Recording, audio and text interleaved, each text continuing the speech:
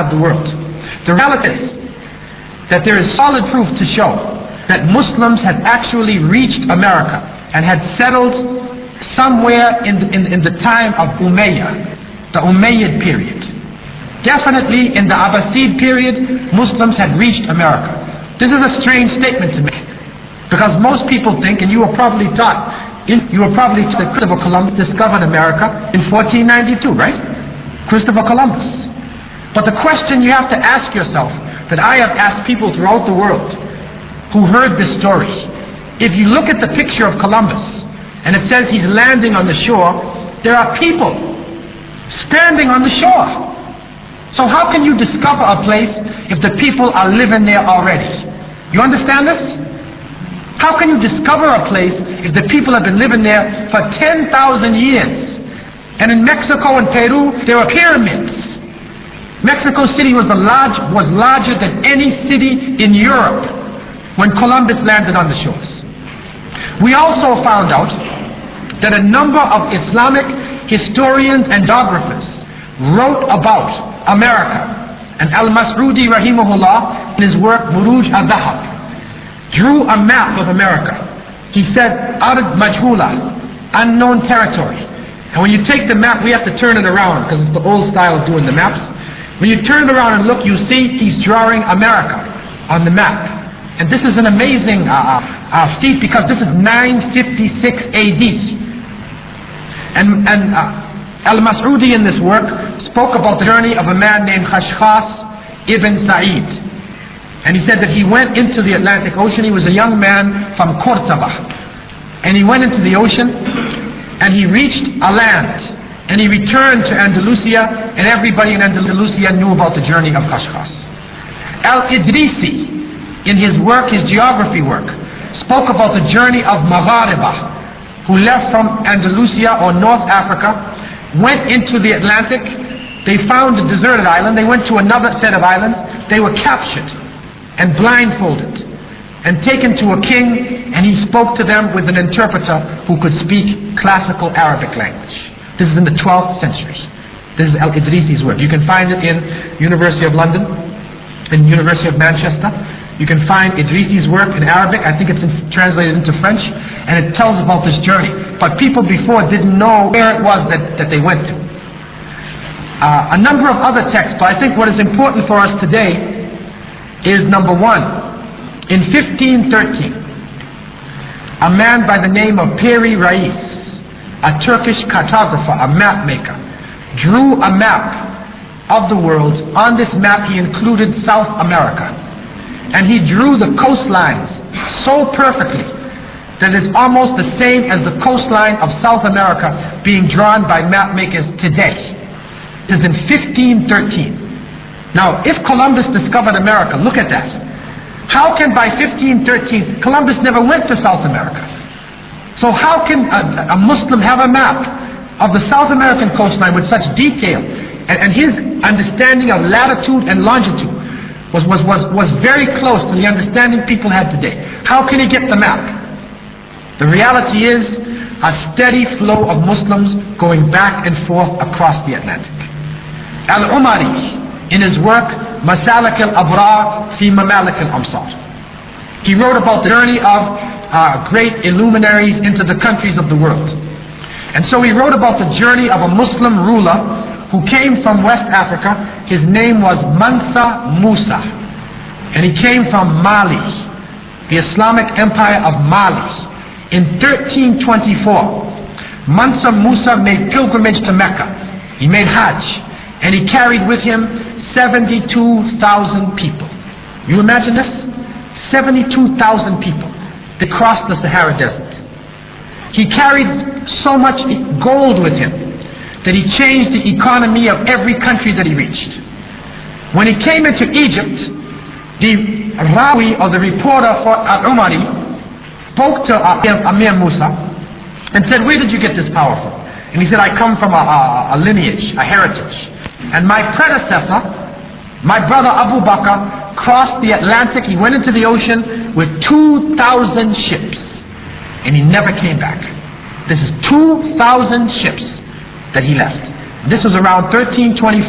The report is coming about a journey that what happened before that time.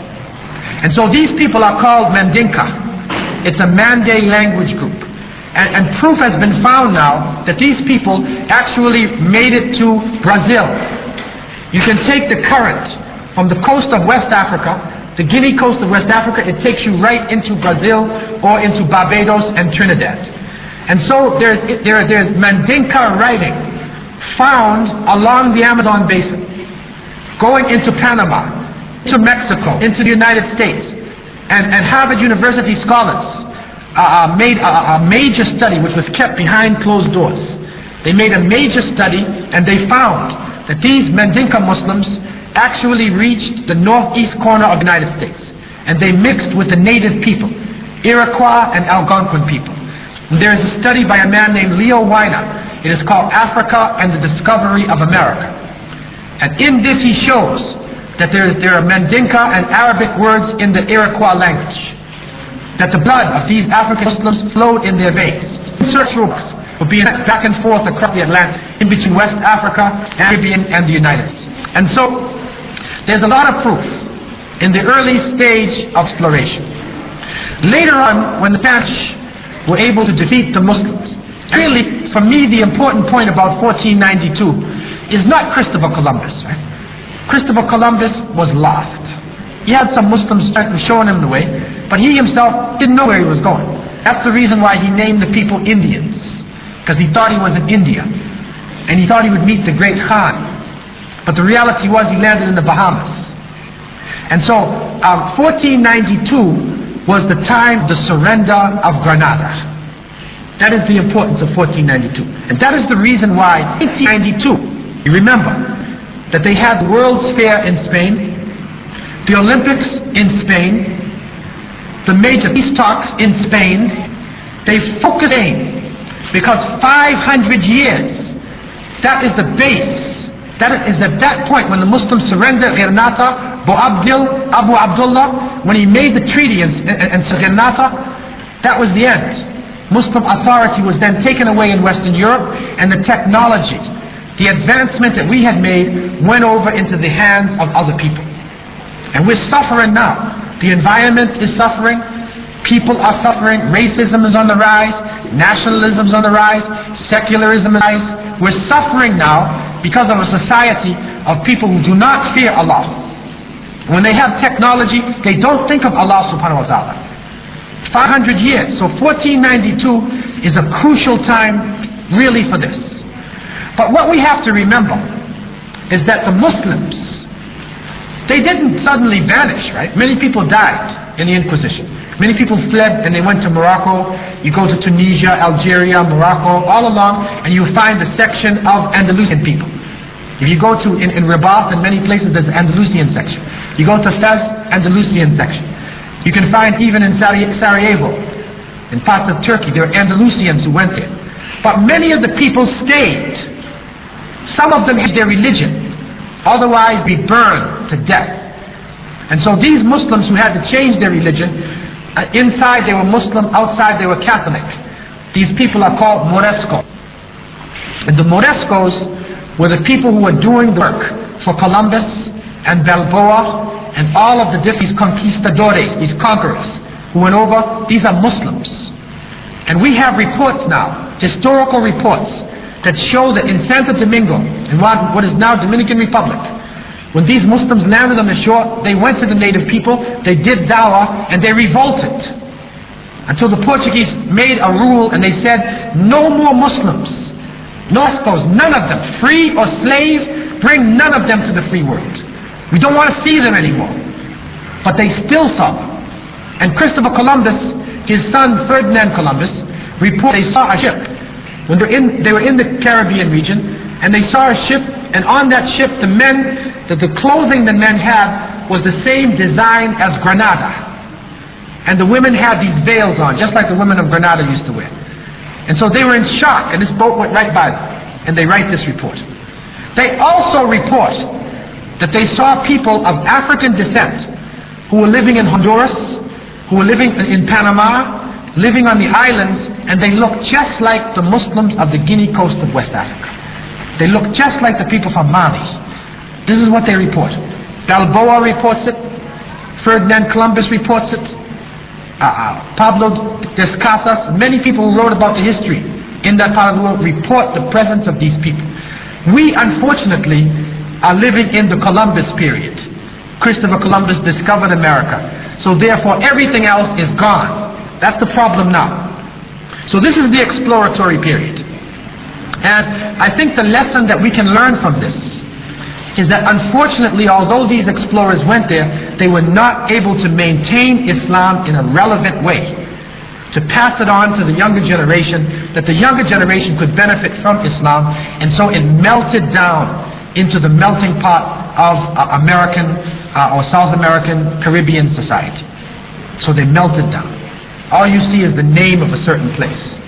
You see someone who thinks he has a descendant, but that's all you can find now from the exploratory period. The next period was the period of slavery.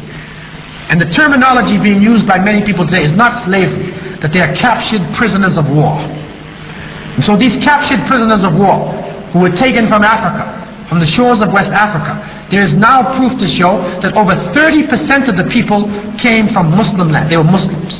30%. And they were brought into the United States on the coastline, into the Caribbean, into Brazil. And the Muslims carried with them a spirit of resistance. Resistance against being captured by the non-Muslims. And so you find that there were slaves happened throughout the Caribbean, in South America, in the island of Jamaica. In 1834, there is a document being passed around in Arabic amongst the slaves calling the people to jihad. Now you might say, how can you find information like this? Where you get this from, man? Don't just talk. Tell me where you got it from. There was a magistrate that was sent from UK, from the British Isles. He was sent by the British into the Caribbean. His name is Robert Madden. And he was sent in order to work with what is called, take the people from slavery to apprenticeship. Okay? And he came into Kingston, and he found a society of people. And he had been posted in Turkey before, so he knew some Arabic, he knew something about Islam, and so he gathered them together and he said, La ilaha illallah.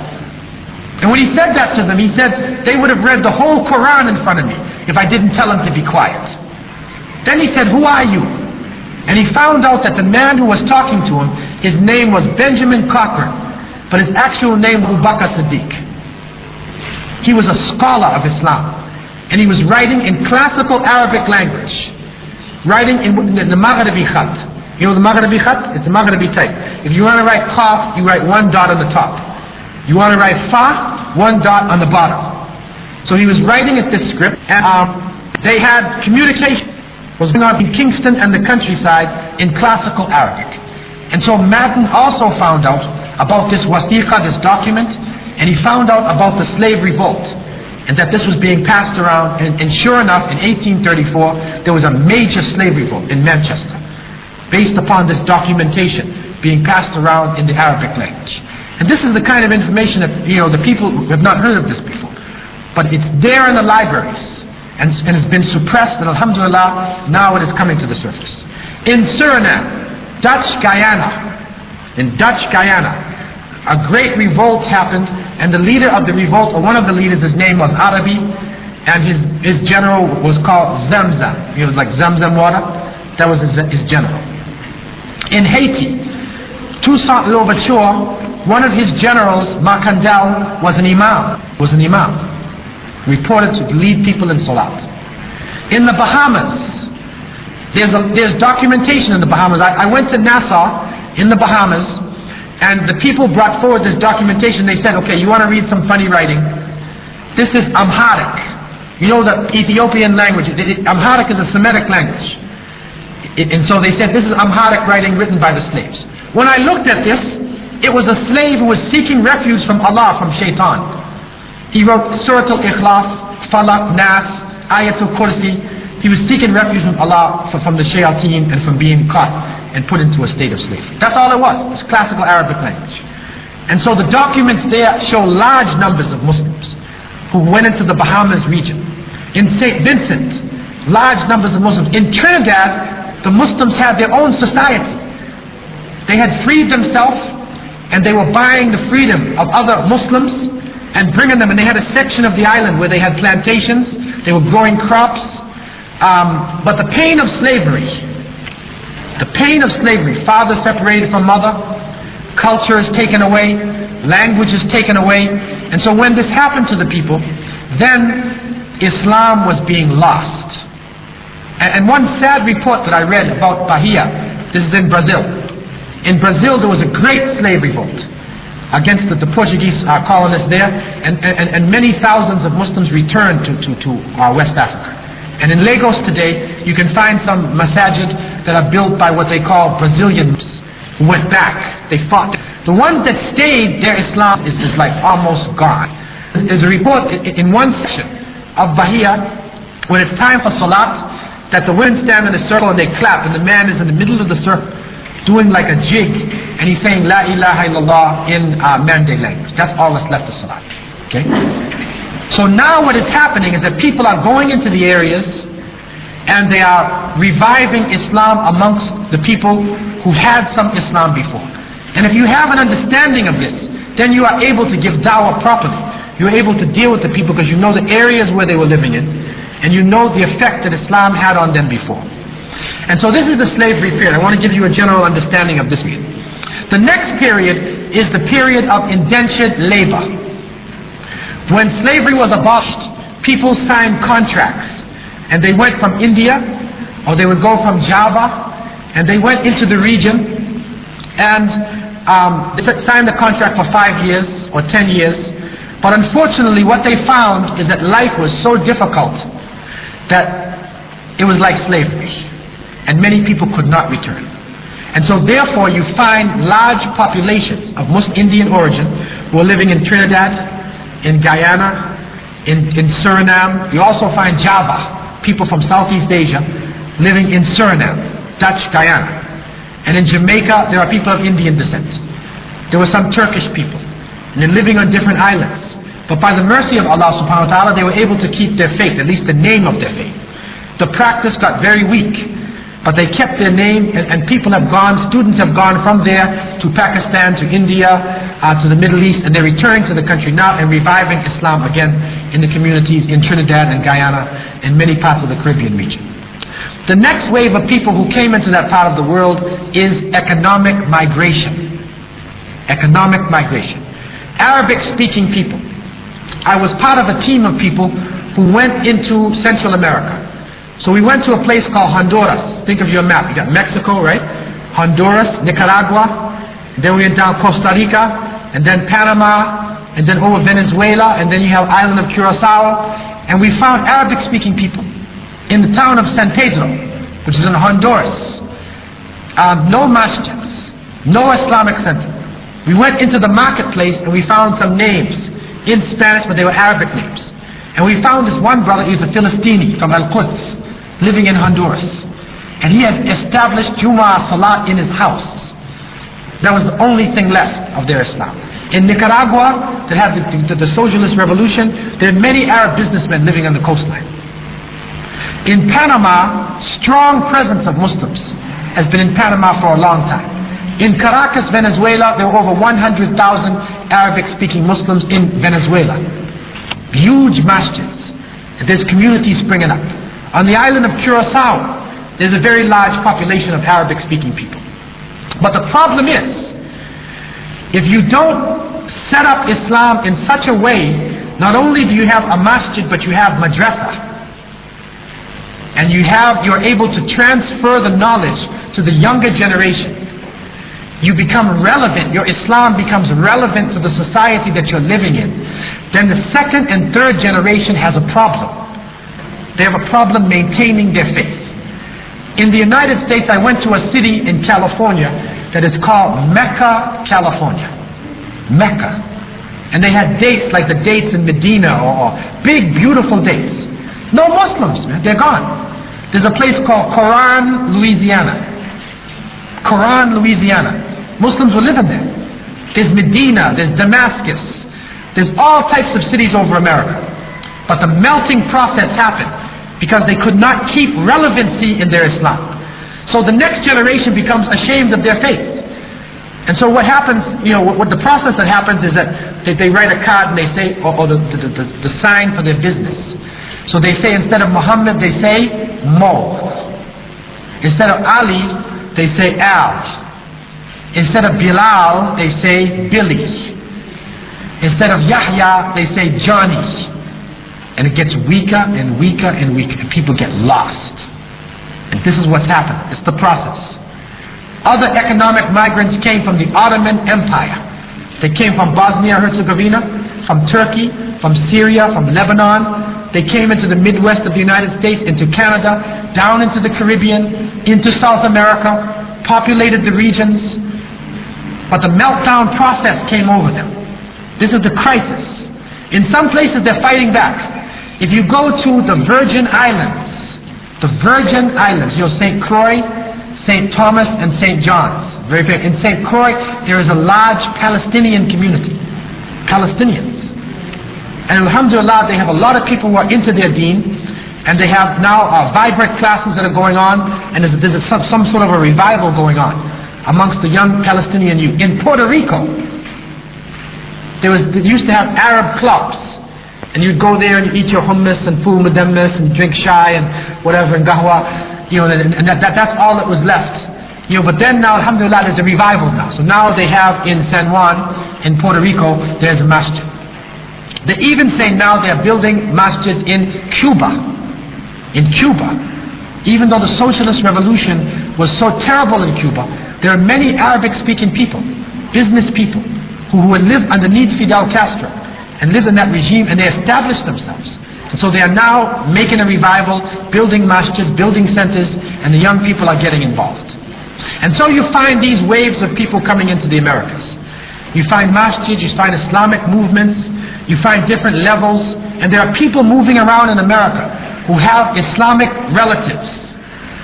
In some cities you find a number of people who knew that they were Muslims, but they didn't know what to do. And so that is a very important understanding that we need to have in order to facilitate now the spread of Islam in that region. And that gives us an idea of the roots of the people, and there's a lot of work being done. There's a lot of information coming to the surface, and actually I'm proposing to people that we need to do deeper roots in UK. Deeper roots right here, because there are coins minted in the Abbasid period that were found here in the British Isles. Also in Cork, there's a group of Andalusians who fled the Inquisition of Spain, and they lived in Cork. There's a friend of mine who actually, he is a descendant of these people, and they're living in Cork. And so there's a lot of information right here that needs to be brought to the surface, and it is important for us to look into the past, to have our Quran and Sunnah, deal with the present, and project into the future. That maybe Allah subhanahu wa ta'ala will help us with the great changes that we are going through in the Muslim world today. أقول قولي هذا وأستغفر الله لي ولكم. So I want to open up the floor for any questions that anybody may have concerning this brief talk, inshallah, on our topic of deeper roots. Yes? How do you solve the problem of a lot of people feeling ashamed of the religion and being adamant in starting out about what they're ashamed of? As a full effect on them is mentioned. How to solve the problem? Well, one of the things that we're doing, I've been living in Toronto, Canada. So one of the things we're doing there, number one, is trying to have awareness amongst the parents. Because number one, if the parents can't be ashamed of Islam, if the parents are ashamed of Islam, then the children will definitely be ashamed. But if the parents are not ashamed, that's the first step. The second step is, we have approached the boards of education, and a study was done to try to look at the textbooks that are being used in the Board of Education, because many of these textbooks have a section against Islam. Well, they will talk against the Prophet Muhammad, peace and blessings be upon him. They will give Islamic history as being, they say Muslims with curved swords, and they're chopping everybody's head off if you don't accept their religion. And so these are lies that are in the institutionalized textbooks. And so the children are reading books, and they do not see anything about their history in the books. They only see Christopher Columbus. And they see these other things, bad discussions about Islam. So one of the things that we have the right to do within these societies is to question information in the textbook. A lot of people don't know. You have the right to do this. If the parents get together and you find something offensive in the textbooks, and you go to the Board of Education, and you can actually try to change the textbooks. And this is a very serious thing, because those books affect a lot of young people, very seriously. And they go to the public school, they believe that whatever is in the book is the truth. And so a study was done of the textbooks in Canada, and some changes came about. It's difficult to get change, but some changes started to be made in the textbooks, and also some of the teachers included other material. And so like in a lower grade, you can go to the elementary school and we say, we would like the children to learn to read stories that come from the Muslim world. Like not just stories about Goldilocks. I don't know if you have these stories here, but you have stories, the fairy tales, right? The fairy tales that came from Muslims anyway. Kalila wa Dumna, it came out of the 1001 Arabian Nights and Muslim literature. But still, to have children's books that can be read by the teachers in the school system. So if the parents put pressure on the teacher, you can actually get some open-minded teachers and people in the Board of Education to include some Islamic material into the curriculums, or that the teachers themselves. Now, we have been fortunate, because in Toronto, there's a lot of work being done to include what they call minority groups. Okay, so what we did was, I was part of a team of people, and we went around to the schools, and we gave teacher training courses. So we trained the teachers. What is Islam? What is not Islam? Because they were just looking at the TV, they see the Gulf War propaganda and this and that, and that's all they know is the propaganda, right? So we show them what is Islam. We show them about diet. The Muslims need halal food. We show them about the holidays. Some work has been done here in UK. I've seen books that have been done. Ghulam Sarwa and other people have done some work on the curriculum. But pressure has to be applied by the families. And so if this is done, so in other words, the family is not ashamed of Islam. If you speak Turkish, if you speak Arabic, if you speak Urdu, then let the children learn the language. Like, don't be ashamed of your language, right? They learn English, and especially let them learn Arabic. Let them learn to read the Quran with tajweed. Take them in the summertime on vacation. Many people in the Western world, they go to Bermuda or they go to Bahamas. Take them to the Muslim world and let them see, let them hear the adhan. Let them get some Islamic input in their life. So it's not just like the TV, because the TV is influencing them very seriously. So through education, through example, this is a way, for them not to be so ashamed of Islam. It's a very difficult time period we are living in, especially Hollywood has now made Muslims the big villains. So they have these movies, Executive Decision, True Lies. I don't know if you're aware of this, but the young people today, when they go to the movies, right, there's different enemies that Hollywood has. And so they have made the terrorist, the Arab terrorist, as one of the enemies now that they have to fight against. So this is a bad propaganda which is going against us. But we have to strive, and the first thing starts within ourselves. That we should not be ashamed of our way of life or our culture, and we should speak openly about our culture. And don't be ashamed of it. Yeah. And our pattern of wanting to learn anything, information, the right of the right source. Yeah. They're already youngsters. Yeah. That's what I'm thinking. How do you I mean, like teenagers. I mean, it's not that the youngsters are fine. Right. It's not the school that will be fine for them. Every time, but I'm thinking about those who are grown up now and they want to get qualified and they're still thinking ideas of being having a question, not wanting to know much about Islam. Yeah. Or they say, are you very old? Give me a God. That's not enough. And the parents are very much believing. Well, what I'm saying is that what we have to realize, if we send our children to public school, I'm talking to myself too, right? If we send our children to public school, then that means most of their waking hours, they're being taught by non-Muslims. The society is, a different society. So by the time they reach teenagers, if they've gone through 9 or 10 years of that education, they have another understanding inside of their mind. And so it's very difficult at that point. But still, you can try to give them another experience. They need experiences. Words are not enough. They're not enough. You got to give them another experience. So what we try to do is that we have like Boy Scouts and Girl Scouts. You have camps, even for the teenagers. A wilderness camp where they learn survival skills, and then you teach Islam in a practical way. What we do, and I know it's being done here. I think that the young Muslims of UK are doing a lot of work with camping. They're having a big camp. Send them to this camp. I think they're having one like in August, the end of August. These camps are very good for the youth. What we do, we organize like basketball. Basketball has now become a big thing in America, right? And so we organize basketball games. And you try to get the youth to come out, they don't come. You organize a basketball game, there's 30 teams, 200 youth inside there. So now what we do, we get them on the basketball court. We don't just preach, give them a football and like that and preach. No, we play basketball. I can play basketball, fortunately, even though I'm an imam.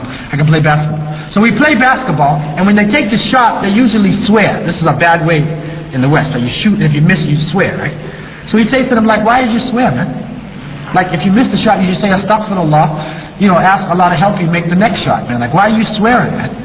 And then they realize it's a bad habit that they picked up, right? And then you teach teamwork, right? You teach that the person on the other team, especially if he's a Muslim, is not the enemy, man. Like on some of these soccer teams here, like in UK, they play the Scottish and the British today, right? Is the British won? I know they're shouting in the streets now. I think they won. Anyhow, the other team is the enemy. And a Muslim plays another Muslim especially. He's no enemy, man. He's just on the other team, right? So what we teach them is that if somebody's on the other team,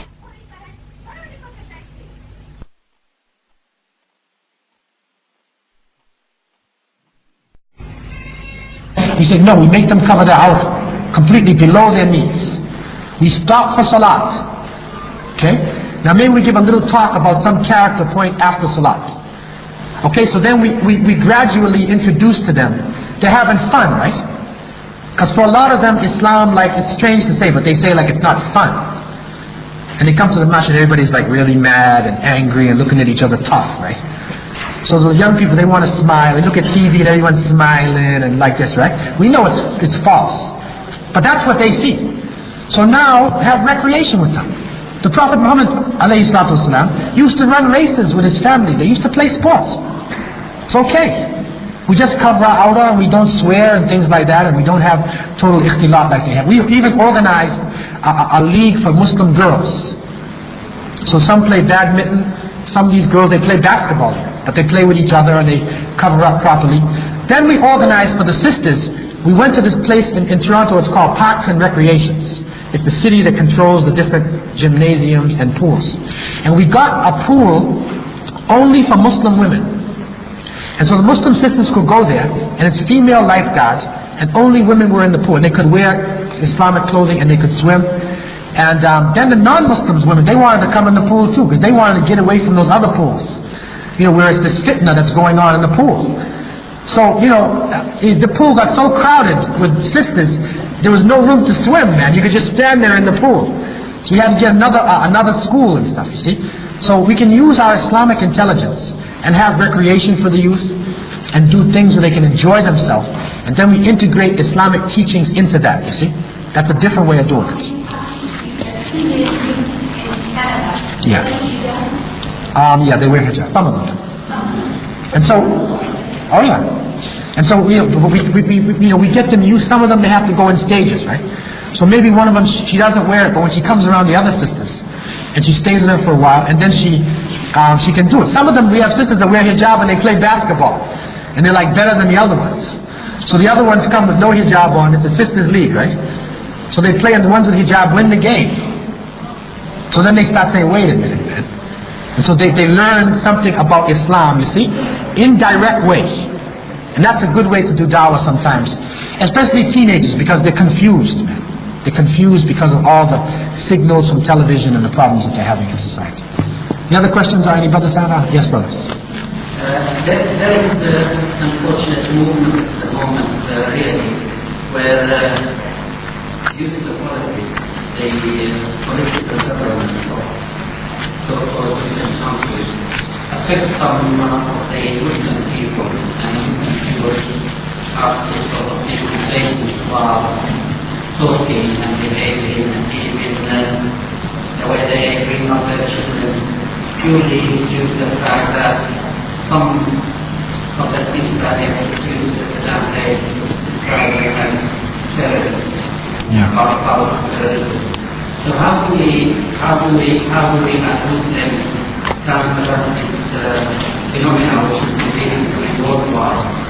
They are trying to sort of portray Muslims as indirect in terrorists. And inevitably the young people are very much affected by that, and they think that everything.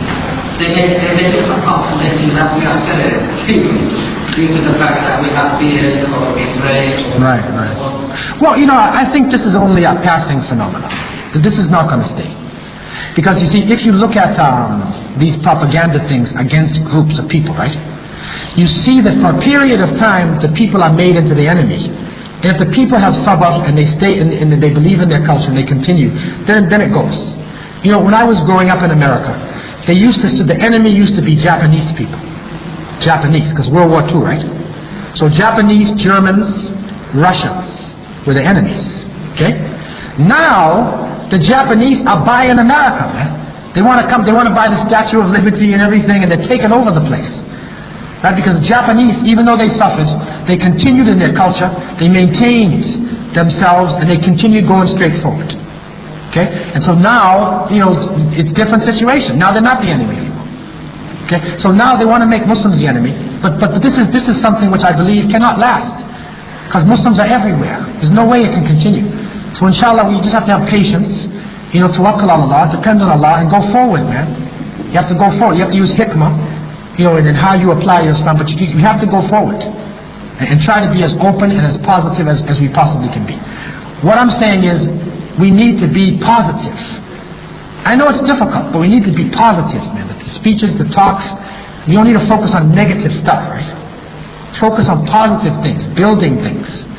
And think in a positive way, tafa'ul. It's not, just optimism. Instead of like negative, right? Try to be positive, and take this type of thing, and then we go forward. And inshallah, these times will eventually lift, from us. It's a period of time. Yes. She came from apartments or nothing. Yeah. People everything I have found teachers. Maybe it's the rest of the imagine from the time of the kids. And I really, very much to do with that discovery of America. And this article is written by Professor Jackson. It's a well-known very Christian scholar of Yeah. And I think that really goes to the year of 1946, because it was actually work in America and discovering that this was That's right. That's right. and we got published, and it was like a death of a thought.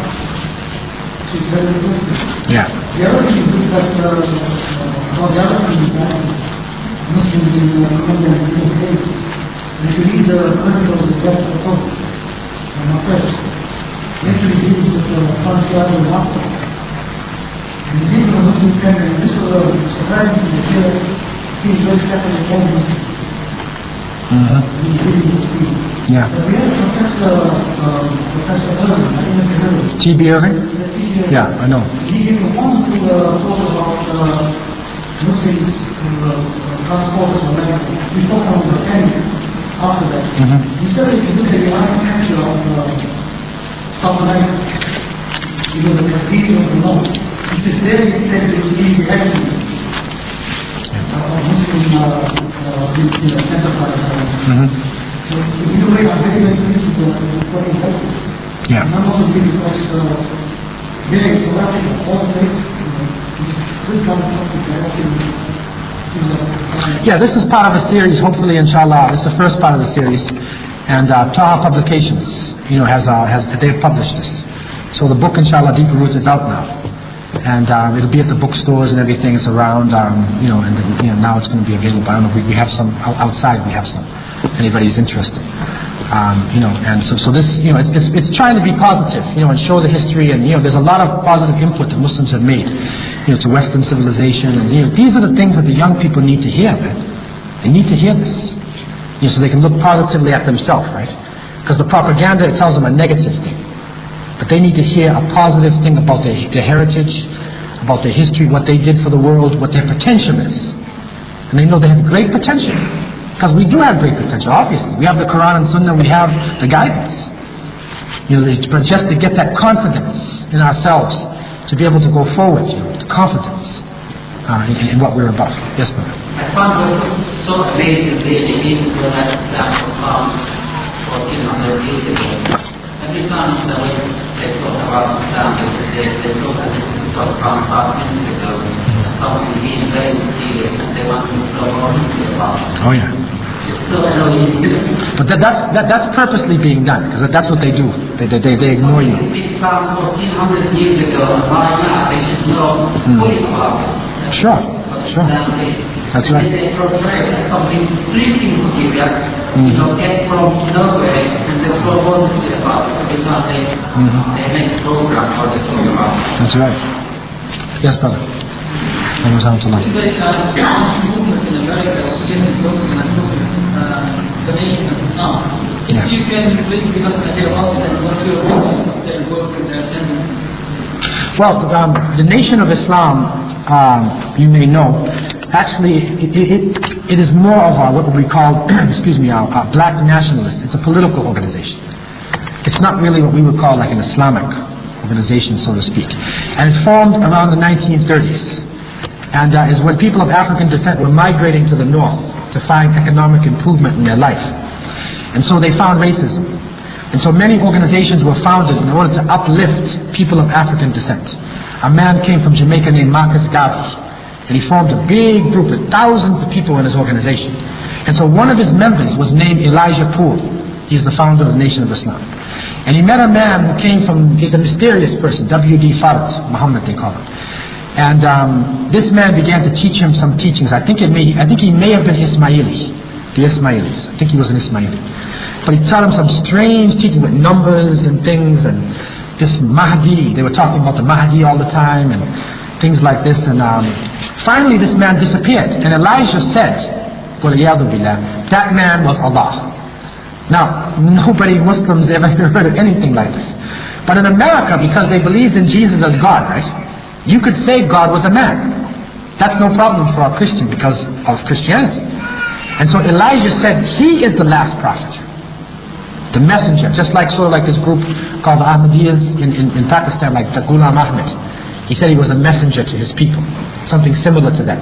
Okay, so he formed this group, and they taught the theory of black supremacy. That people of African descent were the original people, and their nature was to do good. They are the supreme beings.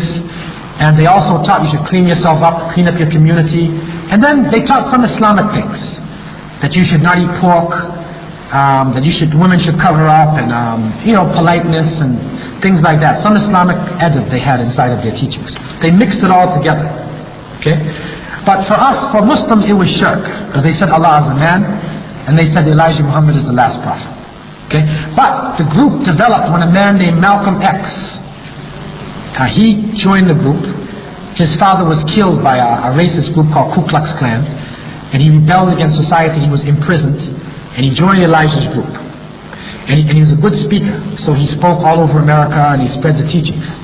But Malcolm was a very sincere person. So when he found out that Elijah did not believe in himself, Elijah did not believe in himself, and Elijah had 7 of his secretaries were pregnant. So Malcolm said, what is this? And Elijah said something like the Prophet Sulaiman, he had so many wives, and Dawood, and he tried to make some story up. So Malcolm then, you know, was against it, and they broke up. And Elijah kicked him out. And then he made Hajj to Mecca. He took Shahada, he made Hajj, and then he saw that there was white, black, brown, yellow, all together in Mecca. And he said, Elijah is a liar. And he went back to America and he taught real Islam. And he was assassinated in 1965. Okay? In 1975, Elijah died. And the group broke into a number of sections, two main groups. One is controlled by his son, Waaz Muhammad. Okay, and they are, for the most part, Muslims. Some of them have some problems in their aqidah and stuff, but for the most part, they are Muslims. Okay? The other group was Minister Louis Farrakhan. Okay, he's the one that's famous now, the Million Man March in Washington, D.C. He is Malcolm taught him how to speak. He used to be a nightclub entertainer. They call him the charmer, because he's really handsome and he's a good speaker, right? Like a magician, sihr. He has the sihr in his Bayan, just like the Prophet said. You can have magic. Some people have magic in their words. So this man he is a sahir. He's a magician. Okay? So Malcolm taught him also speaking techniques. So the speaking techniques combined with his magic has made him probably the best speaker in America today. The most outspoken, best orator in America. But the problem for us is he's teaching the teachings of Elijah Muhammad. Like he won't go on and drop that stuff and come into Islam. He won't do it, man. That's the problem today. So, even though they're getting strong politically, they have not taken on the true faith of Islam in the proper tawheed and explanation of Allah subhanahu wa ta'ala and the Risala. They have not moved on to this. That's the problem that you have to watch out for. They travel all around the place and they're famous. But really, if you look at them as a political organization, then you don't have a problem. It's politics. And so it's not really Islam. It's just straight American politics. This is what it's about. Any other questions anybody has? Yes. Yeah, go ahead. You want to ask a question? You can ask the question. There's a question on there? You have a question? Go ahead. You ask the question.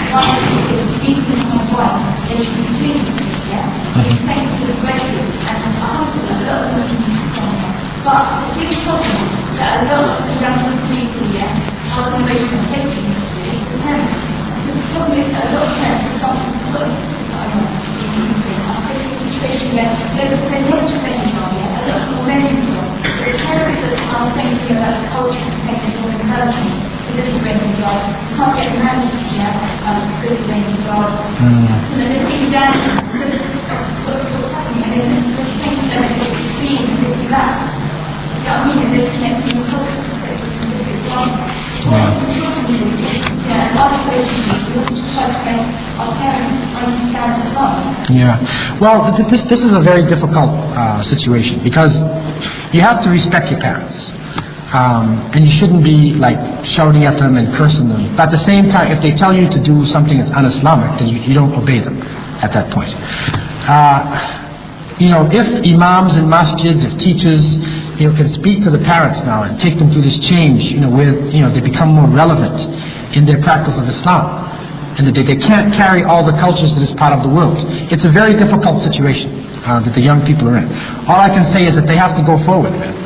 Like, you have to go forward. You respect your parents, but if Allah told you to do something, right, then you have to obey Allah before anybody else, right? Because we have to face Allah alone. So you can do something Islamic and then you respect your parents. And you tell them, I respect you, but this is Islam. Like, you're a Muslim, right? So it's not wrong for me to do this. If this is what Allah and His Messenger have said to do, then we can do it. But it just, to do it with respect as to how you talk to them. Because most of the parents are saying it like they're disrespected. So I know it's difficult, but you have to try to respect them, but we have to go on.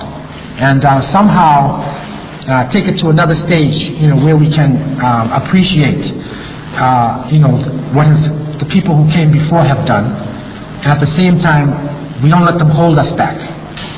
Okay? But I think that, there's an uproar going on in terms of like this school of thought and that school of thought, and that, Muslims, we have to relax with each other. You gotta relax, man. Because when you look at the great ulama of Islam, Imam Malik, Imam Shafi'i, Imam Abu Hanifa, you look at the great scholars, they were students and teachers of each other. Like, if they had ikhtilaf between themselves, it was not a war. It's a difference of opinion, but you still love the other person, even though he differs with your opinion. And we need to like relax with each other. This is one of the things now, the tensions. Everything's got to be a tension. But there's a difference between with somebody, mashallah, that person doing something based on Quran and Sunnah, whatever, give them nasiha, give them advice, but we need to like calm down and like relax, with each other and save our strength when things that are going on. Then, but with each other, we need to calm down. Especially in a place like this, where there's no need to bring tensions from other parts of the world here. But this is a very difficult situation, and there's no set answer to this.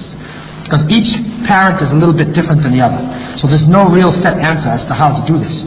But you have to sort of get balanced, where you practice your Islam and you respect your parents at the same time. Okay? Any other questions? Yes, please. At what age should a Muslim girl wear the Islamic dress? Yeah. How do you deal with the hijab? Yeah. This society? Should you tell the girl to wear it, or explain to her, or let her choose? Yeah. Well, see, this again is where an understanding of the environment is very important. I lived many years in Medina. I lived in Medina for 6 years. Yeah, no. And so when you're living in that part of the world, and the Muslim world, as you know, the real farad time for a girl to cover up is when she reaches her puberty. Right? When she reaches puberty, then, so the young girl doesn't have to do that. Well, that might vary from person to person. But, so societies that are very strong in terms of the women wearing hijab, naturally they relax in the younger time because they will have to do it when they reach that age. So there's a relaxation. But the problem here is a different situation, you see. Because the women in the society, the majority of the women do not wear hijab. So therefore the pressure of society is not to wear it. Whereas the pressure in Medina or in Saudi is to wear it, right? So therefore the girl has to be taught from a young age, and the boy. They have to be given Islamic adab when they're young. So therefore what has been happening in the communities is that with hikmah and with love, you introduce wearing the hijab when a girl is small. She doesn't have to do it. But if she becomes used to wearing it, when she's like, especially by 7 years old, right? Because 7 is the time when you start to ask them to make salat and whatnot, as the hadith has told us. So by 7 years old, let them start to do it, even when they're little babies. Get used to putting it on. Because in this society, when they reach puberty, it's going to be a problem. It's going to be a big struggle as a teenager to do it, right? Because most people are not doing it. But if they become used to wearing it, then they feel almost like, undressed with it off. And that feeling, they have to get that feeling. So therefore it is advisable. It is not farad. I cannot make something farad that is not made by Sharia. But it is advisable. It is the hikmah in this situation that they start to wear it from when they're young. Especially by 7 years old. They should start to wear it regularly. So by the time 12 years old comes, then they have no problem. They're right in their hijab already. And they have the strength, their identity is with wearing their hijab. Just like the young brother would having a beard. His identity is having it. See? If he doesn't have this identity, then it's hard for him to do it later on. Or to make his salat outside. If he does it when he's young, then he can last in a non-Muslim society. If you're in a Muslim majority society, it's a different kind of stage you go through, so you don't have to put that pressure on, you see. So this is what happens. Some people who come from the Middle East, and they're not used to doing this. And the girl reaches that age, and then she has a problem doing it here. She has a serious problem. And what happens with some of the children in our area? They leave the house in his nice clothing and everything, Assalamu alaikum, As-salama, we'll see you later. And then when they get to school, they go in the washroom and they take it off. and they put it in the bag, man.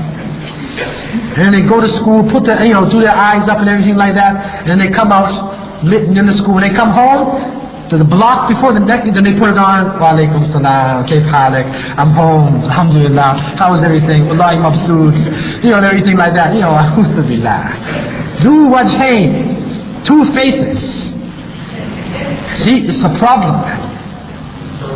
But you can't totally blame them because it's too much pressure, man. But if they're used to wearing it when they're young, then that is their identity. You see this? That's their identity, and they're not ashamed, because that's them, right? But they're not used to wearing it. Then it's a very difficult struggle to make them do when it's time. Yes. Yeah. If I may say so, if a person is a Muslim, regularly and on daily basis, do not wear hijab, but only once, either in the mosque or at prayer. Right. Does it make that person non-respectable? Right.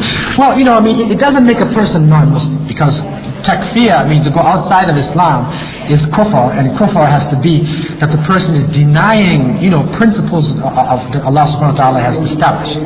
So it does not make a person kafir. Okay? However, to be honest with you, because it is ordained by Allah, and clearly, in the message, agreed upon by ijma' al-ulama, without any difference of opinion, therefore it is it is a sin. So the person is like the asiyah, this asi. It's a sin. And so, it is taken away from their hasanat. It lowers them down and it puts them into a fitna by not having it on. And so therefore it's like a sin, but it's not kufr, right? It's not kufr. They were not deceived, they were just ordinary, dress up professionals. Right. They didn't say it at the same time and everything. But as you said, it is equal. Some of them don't wear it. Didn't wear it when their parents were alive and grandparents. What is it if you get the father coming through only in later years? Okay. I deal with history, right? I love history. And if you study history, you see history always gives you a proper perspective. You cannot look at the Middle East and only think of the Middle East in the last 100 years. You can't do that. Because if you look at the Muslim countries before the colonial period, right? Before the country was colonized, then you will see that everybody had on Islamic dress. After the colonial period, then it was established of Muslims dressing like non-Muslims.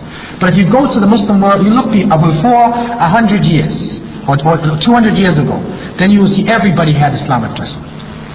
Okay? It's only after the colonial period that there's a class of people, upper class people especially, who took on the ways of non-Muslims.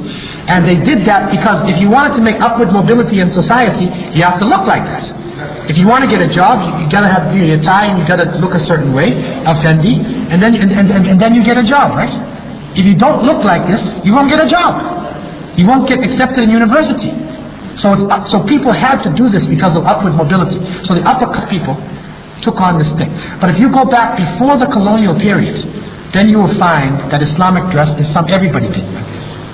So you gotta look at the whole of history, right? This is a modern day phenomenon. Just like Muslims living here in a non-Muslim country like we live, we never did this before, man. We stay in Darul Islam. If we come out of Darul Islam, we're going to do business or jihad or dawah or something like that. Or a person accepts Islam and they go into the Muslim world. But because of the colonial period now we are running away from the Muslim world and we're living in other parts of the world. But this is a modern day phenomenon. So you have to look at history, the whole of history, to understand properly. Yes, brother. About the same subject, now society, I'm personally with the hijab over here, but when I see some girls, especially the young girls, when they are wearing hijab, among the other children, they look a little bit inhibited and self-conscious, not well-spoken. Why is that? Well, it is because there's a lot of pressure on them now. Because the society is putting pressure on because of television, movies, and things like that. But what I find is that people treat you how you treat yourself. If you respect yourself, then other people are going to respect you. They're going to have to accept you like they accept you. Look at these hippie freaks. They run around with their hair sticking up in the sky like that, and 5 earrings out of here, and things like this, man. They walk around, they look at you. Right? So if they can do that, why can't we wear like Islamic clothes, man? Like, why? Like, they respect themselves, right? And they walk like some kind of Majaneen or people from another planet or something. And they walk around like this, right? So if they can do that, like, why can't we look a little bit different, right? So just, but you gotta respect yourself, though. And it's very difficult today because now the propaganda has made this image. They're trying to create an image. But still a lot of it has to do, I believe, with the self-image. How you deal with yourself. Okay? So, alhamdulillah, you were patient, and this is part of a series. We're going to continue on. Tomorrow night in South Hall, in London, we'll be also having another engagement, inshallah, dealing with this topic of deeper roots. And as I said before, they will be available outside. And in top publications, the Deeper Roots book has been released, inshallah. So you get a chance to see some of the proofs to back up some of the things that I said. Subhanakallahumma wa bihamdika, nashhadu an la ilaha illa anta, nastaghfiruka wa natubu ilayk. Bismillahir rahmanir rahim. Wal 'asr, innal insana lafi khusr, illa alladhina amanu wa 'amilus solihat wa tawasaw bil haqq wa tawasaw bis sabr. Wa sallallahu ta'ala ala sayyidina Muhammad wa alihi wa sahbihi ajma'in. Wa akhir da'wana alhamdulillahi rabbil alamin. Wassalamu alaikum.